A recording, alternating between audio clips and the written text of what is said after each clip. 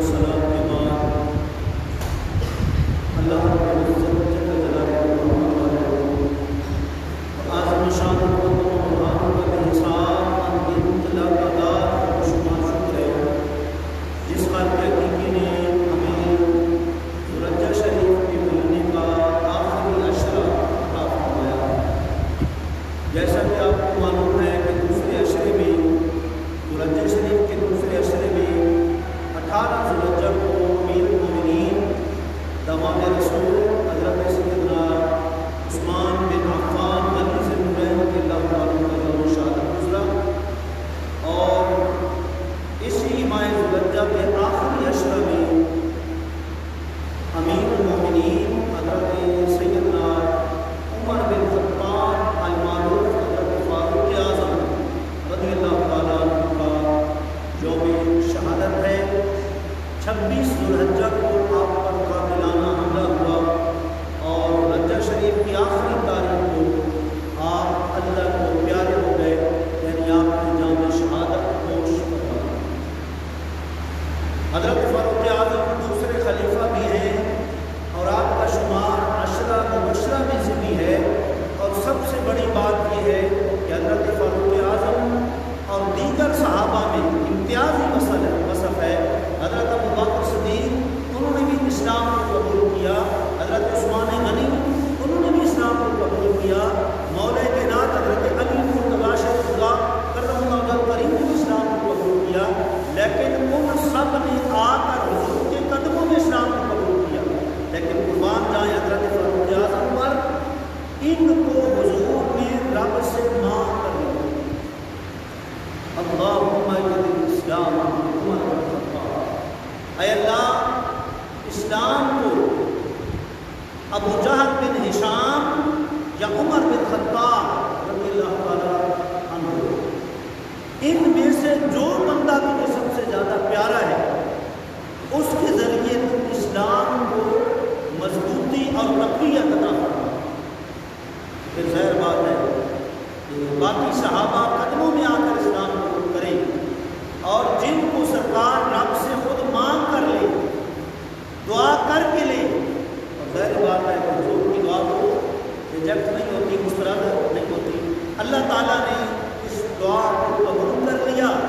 مختصر یہ کہ حضرت فاروق اعظم نے اسلام قبول کر لیا. جس وقت حضرت فاروق اعظم نے اسلام قبول کیا، مشرکین نے اس وقت ایک بہت بڑی بات کہی. انہوں نے کہا آج عمر تمہاری صفوں سے نکل کر مسلمانوں کی صفوں میں جا چکے ہیں. یہ نہ سمجھنا کہ عمر گئے ہیں، بلکہ آج آدھی انجمن ہماری مسلمانوں کی طرف سے، اور ہم نہیں بلکہ کرسچن نے، عیسائی نے کہا تھا کہ حضرت عمر فاروق جیسا عدل و انصاف کا پیکر بندہ اس دنیا کو ایک ملا ہے، اگر 2 مل جاتے، حضرت فاروق اعظم جیسا ایک بندہ اور مل جاتا، پوری کائنات کو عدل و انصاف سے کر دیتا. یہ حقیقت ہے.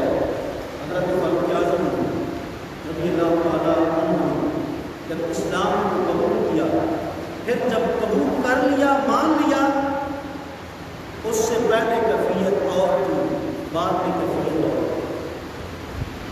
پہلے وہ تلوار لے کے جا رہے تھے کہ میں نے اعوذ باللہ من ذالک جا کر حضور کا سر نبوت جو ہے وہ قلم کر دینا ہے.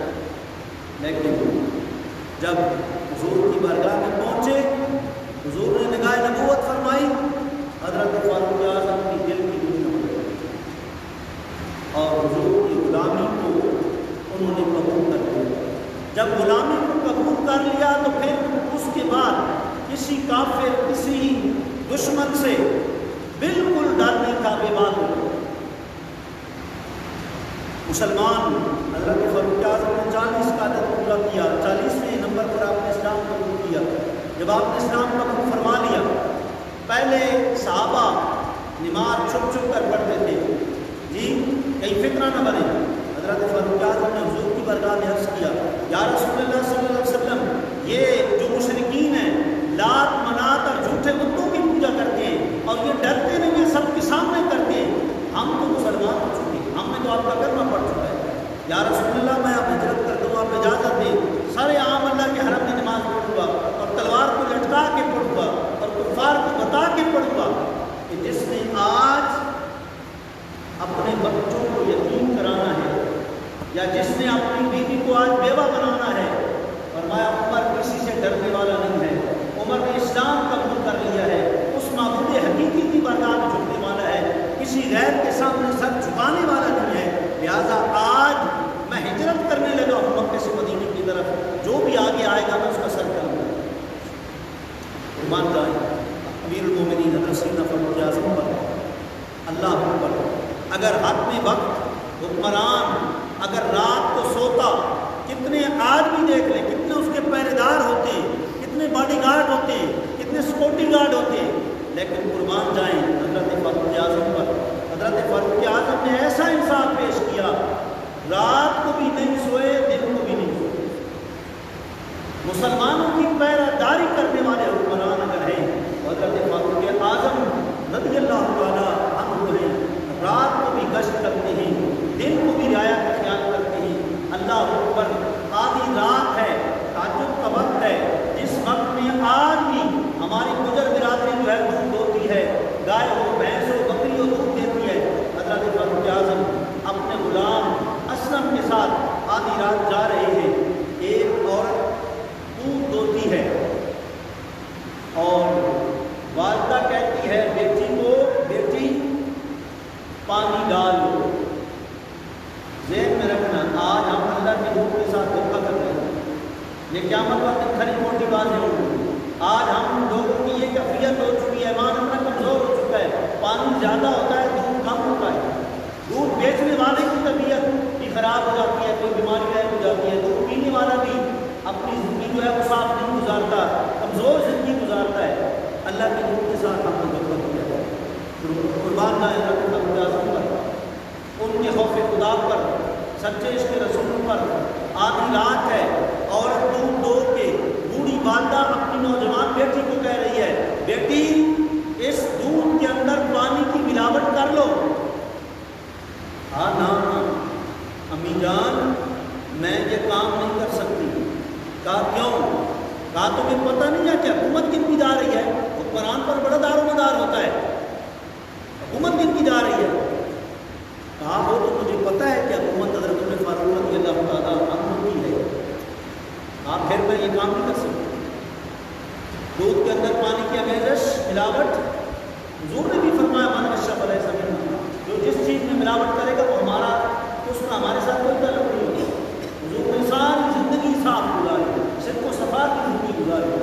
اللہ اکبر، کہا کوئی بات نہیں دودھ میں پانی ڈال لو۔ جی کیوں؟ حکومت تو عمر کی ہے لیکن اس وقت تو عمر نہیں دیکھ رہا، ڈالو پانی۔ لیکن قربان جائیے اس عورت کے خوف خدا پر، خشیت الہی پر، اس عورت نے آگے سے کیا جملہ کہا؟ انہوں نے کہا بے شک اب عمر نہیں دیکھ رہے، عمر کا خدا کو دیکھ رہا۔ ذرا غور کرو بھائی، اگر ہر مسلمان کے تصور قائم کر لے کہ میں نے کسی سے ظلم زیادتی نہیں کرنی کیونکہ میرا خدا دیکھ رہا ہے، حکومت جس کی بھی ہے میرا خدا دیکھ رہا ہے، میں نے کسی کی حق تلفی نہیں کرنی، میں نے کسی کے ساتھ ملاوٹ آمیزش نہیں کرنی، کیوں کہ میرا خدا سمیع بھی ہے، بصیر بھی ہے، ہر بات کو سنتا بھی ہے، ہر بات کو دیکھتا بھی ہے۔ اگر مسلمان آج بھی یہ تصور قائم کر لے تو یقیناً کئی برائیوں سے مسلمان بن جائے اور اللہ کی کتنی رحمتوں کے نزول کا مرکز بن جائے۔ اللہ جملہ کیا کہا؟ خدا نہیں دیکھ رہا لیکن حضرت عمر نہیں دیکھ رہا لیکن خدا تو دیکھ رہا ہے۔ اس جملے پر حضرت فاروق اعظم کے دل پر رقت آ گئی۔ غور کرنا، ذرا توجہ کرنا۔ حضرت فاروق اعظم نے غلام کو کہا اس گھر کے اوپر نشان لگا لو، آدھی رات ہے نا، نشان لگا لو۔ یہ بھی ذرا غور کریں، نشان کیوں لگوائے؟ عدل و انصاف کی اتنی حکومت تھی، کسی کو اجازت نہیں ہے کسی غریب کے گھر سے اونچا گھر بنائے، سب کا پورے مدینے میں ایک جیسا گھر ہے، پتہ ہی نہیں چلتا کہ کسی کا کون سا گھر ہے۔ فرمایا نشان لگا لو، میرا کام ہے سو اس طرح سے نشان لگا دیا گیا۔ اللہ اکبر. غور کریں. صبح حضرت فاروق اعظم چل کر مائی کے گھر آئے, دستک دی. وہ خاتون پوچھنے لگی کون؟ فرمایا کہ میرا نام عمر ہے, دنیا مجھے امیر المومنین سے پکارتی ہے. ظاہر بات ہے غریب کے گھر جو ہے وہ وقت کے حکمران بادشاہ چلے جائیں, اس کی کیا کیفیت ہوتی ہے؟ غریب خاندان ہے. حضرت فاروق اعظم نے فرمایا تمہاری مائی جو تمہاری بیٹی نے آدھی رات ایک جملہ کہا ہے کہ میں دودھ کے اندر پانی نہیں ملا سکتی. کیوں؟ عمر اگرچہ نہیں دیکھ رہے لیکن ان کا خدا دیکھ رہا ہے, میں یہ کام نہیں کر سکتی. کہا اس خاتون کا یہ جملہ میرے دل کے اوپر نکل جائے کہ یہ کتنے خوف خدا رکھنے والی خاتون ہے, رب سے کتنا ڈرنے والی خاتون ہے. فرمایا میری چاہتی ہے کہ یہ میرے گھر آ جائے اور میری بہو بن جائے, میرے بیٹے کے نکاح میں. ظاہر بات ہے غریب خاندان ہو, امیر المومنین ہو, ان کی تو عید ہو گئی. یا امیر المومنین جب گئے حاضر ہے, یہ آپ کی بیٹی آج سے ہو گئی. اللہ اکبر. جب حضرت عبداللہ ابن عمر کا نکاح اس کے ساتھ ہو گیا, وہ بعد میں والدہ بنی حضرت عمر بن عبدالعزیز, جن کو ثانی عمر کہتے ہیں اور جن کی حکومت کا ایک ایک لمحہ عدل و انصاف سے مزین ہے.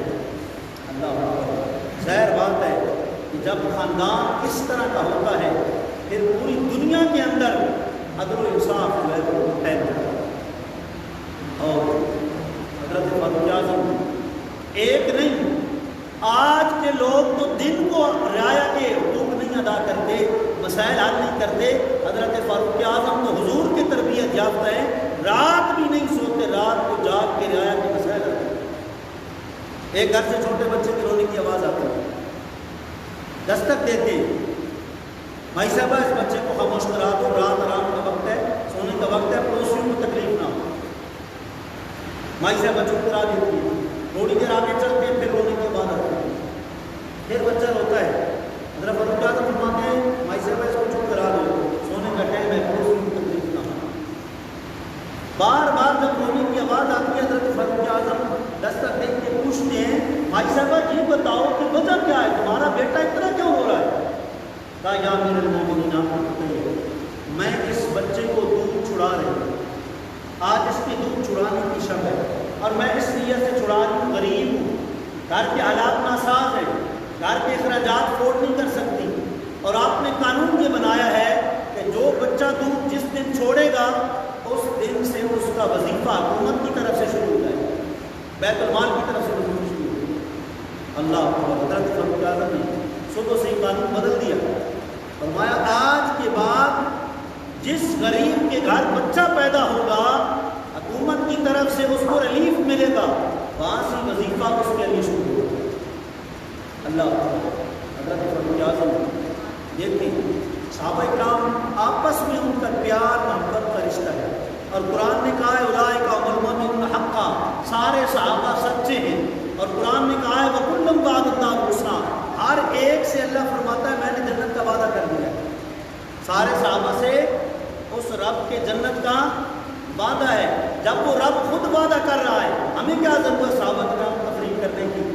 جی ذرا غور کریں, صحابہ کرام کے آپس میں بڑے رشتے تھے. حضرت فاروق اعظم اور مولا کائنات کا کوئی نعوذ باللہ من ذالک عداوت کا تصور بھی نہیں تھا, محبت ہی محبت تھی.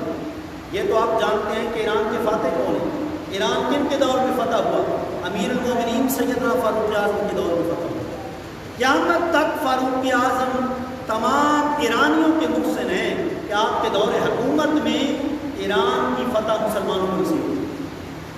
جی ذرا غور کرنا, جب ایران فتح ہوا نا تو قیدیوں میں شاہ ایران کی بیٹی شہر بانو بھی گرفتار ہو کر آئی. اب اختیارات سارے حضرت فاروق اعظم کے پاس ہیں, حق میں وقت آپ ہیں. شہر بانو جب ان لونگوں میں آئی حضرت فاروق اعظم چلے گئے مولا کائنات کے پاس, جی, اور کہا حضور میرا مشورہ ہے اگر امام علی مقام نواسہ رسول حضرت امام حسین رضی اللہ عنہ کا نکاح شاہ ایران کی بیٹی شہر بانو کے ساتھ کر دیا جائے تو کیسا ہے؟ کائنات نے کہا ٹھیک ہے کوئی اعتراض نہیں. دیکھیں نا یہ محبت کیسی ہے. حضرت فاروق اعظم حکمران ہیں لیکن مولا کائنات کا ادب و احترام کرتے ہیں, ان کے گھر جاتے ہیں اور ان سے جا کے مشورہ کرتے ہیں. وہ کہتے ہیں کہ ٹھیک ہے. ذرا غور کرنا ایک جملہ میں عرض کرنے لگا ہوں, اگر حضرت فاروق اعظم نہ ہوتے نا تو آج سلسلہ صدات ختم ہو چکا. غور کرنا, اگر حضرت عمر فاروق نہ ہوتے, آج سید نہ ہوتے, سلسلہ صدات ختم ہو چکا ہوگا. آپ کہیں گے یہ کیسے؟ حضرت فاروق اعظم نے مولا کائنات کے لخت جگر نواسہ رسول حضرت امام علی مقام کا نکاح شہر بانو سے کیا, اور ان کے بطن اقدس سے وہ سید جو کربلا کے موقع پر جب سارے سید شہید ہو گئے وہ زندہ سلامت بچے, انہیں کہتے ہیں حضرت سیدنا زین العابدین. حضرت سیدنا زین العابدین شہر بانو کے بطن اقدس سے پیدا ہوئے. اگر حضرت فاروق اعظم نہ ہوتے تو شہر بانو کا نکاح امام علی مقام سے نہ ہوتا, نکاح نہ ہوتا حضرت سیدنا زین العابدین پیدا ہوتا, آپ پیدا نہ ہوتے باقی صدات کو کربلا میں سارے شہید ہوتے, سلسلہ صدات آگے جاری ہوتے. ایک بات. دوسری بات دیکھیں, غور کریں, حضرت مولا کائنات کی شہزادی ہیں. آپ کو پتہ ہے حضرت فاروق اعظم حضرت علی المرتضیٰ کے داماد بھی ہیں. آپ کو ہسٹری پتہ ہے, حضرت فاروق اعظم مولا کائنات حضرت علی المرتضیٰ شیر خدا کرم اللہ وجہہ ان کے داماد بھی ہیں. مولا کائنات نے اپنی چہیتی بیٹی حضرت ام کلثوم رضی اللہ تعالیٰ عنہا کا نکاح حضرت فاروق اعظم سے کیا. تاریخ پڑھ لیں, موجود ہے کتابوں میں. تو گویا حضرت فاروق اعظم کے نکاح میں مولا کائنات کی بیٹی آئی, تو یہ پیار محبت کے رشتے کی بہت کیا ہے. اور مزید دیکھیں, آپ ہم کون ہیں جو ان پاک ہستیوں کے درمیان تفریق کریں, جب ان کے آپس میں باہمی محبت کے, پیار کے, الفت کے, انس کے رشتے ہیں, تو پھر باقی ہر وغیرہ کوئی دیگر اثر. ایک پارک کے اندر کئی باغ پودے لگے ہوتے ہیں, ہر ایک جو پھول ہے اس کی اپنی خوشبو جی. حضرت مولا کائنات حضرت علی المرتضیٰ شیر خدا کرم اللہ وجہہ ان کی بھی شہادت ہوئی, حضرت فاروق اعظم کی بھی شہادت ہوئی. وہ اگر کوفے کی مسجد میں شہید ہوتے ہیں تو فاروق اعظم رسول اللہ کے مصلی پر شہید ہوتے ہیں. اور اگر مولا کائنات نماز کی طرف آتے ہوئے شہید ہوتے ہیں تو حضرت فاروق اعظم نماز پڑھاتے ہوئے شہید ہوتے ہیں.